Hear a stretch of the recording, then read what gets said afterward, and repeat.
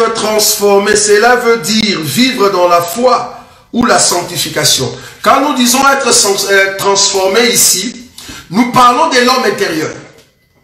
Nous sommes rassurés que quand l'homme intérieur reçoit la circoncision, l'extérieur, on le verra. Parce que la transformation, ce n'est pas d'abord l'extérieur, mais c'est l'intérieur qui doit recevoir la circoncision.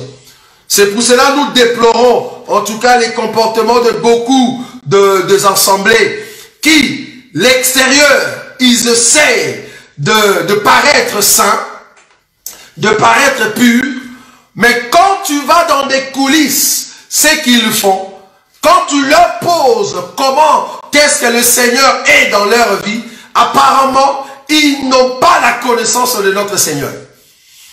C'est pour cela que Jésus disait, vous ne connaissez ni les Écritures, ni la puissance des Écritures. Est-ce que vous voyez?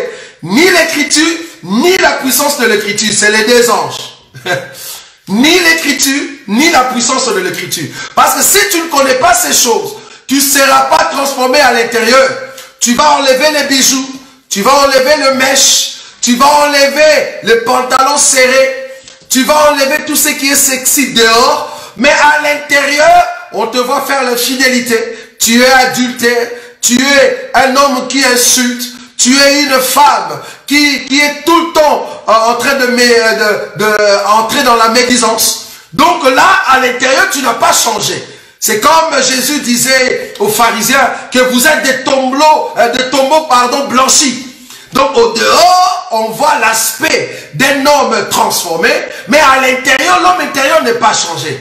Mais je crois pas à l'enseignement. Quand l'homme intérieur change, l'extérieur suit.